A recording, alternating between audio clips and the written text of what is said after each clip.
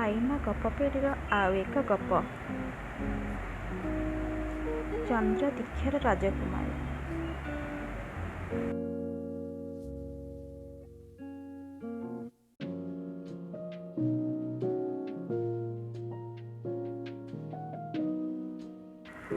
ଚନ୍ଦ୍ରଦୀକ୍ଷା ନାମକ ଏକ ରାଜ୍ୟରେ ଚନ୍ଦ୍ରଭାନୁ ନାମକ ଜଣେ ରାଜା ଥିଲେ।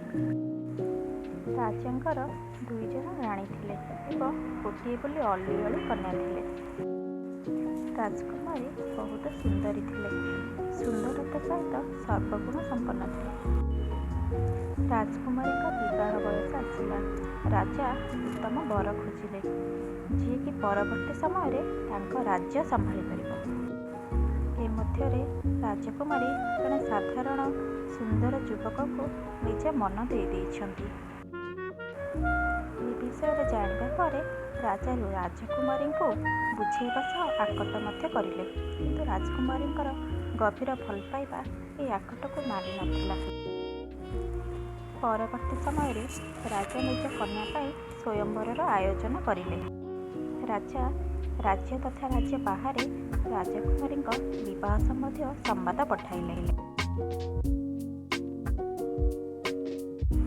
ସ୍ୱୟଂବରରେ ରାଜ୍ୟ ତଥା ରାଜ୍ୟ ବାହାରୁ ବହୁ ବଳିଷ୍ଠ ରାଜକୁମାର ଆସିଲେ, କିନ୍ତୁ ସଭା ମଧ୍ୟରେ ଏକ ସୁନ୍ଦର ସାଧାରଣ ଯୁବକ ସମସ୍ତଙ୍କ ଦୃଷ୍ଟି ଆକର୍ଷଣ କରିଲା। ସ୍ୱୟଂବରରେ ଭାଗ ନେଇଥିବା ସମସ୍ତ ପ୍ରତିଯୋଗୀଙ୍କ ମଧ୍ୟରେ ବିଭିନ୍ନ ପ୍ରକାରର ପ୍ରତିଯୋଗିତା ହେଲା।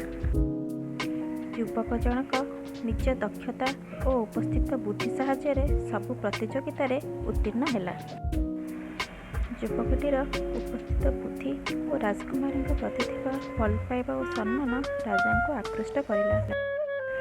ଏହାପରେ ରାଜା ରାଜକୁମାରୀ ସୁକନ୍ୟାଙ୍କ ବିବାହ ସେ ଉତ୍ତମ ଯୁବକ ଜଣକ ସହ କରିଥିଲେ ଏବଂ ରାଜା ନିଶ୍ଚିନ୍ତରେ ନିଜ ରାଜ୍ୟଭାର ଯୁବକ ଜଣଙ୍କୁ ସମର୍ପିଥିଲେ। ରାଜ୍ୟବାସୀ ମଧ୍ୟ ଉତ୍ତମ ରାଜା ପାଇ ଖୁସିରେ ରହିଲେ।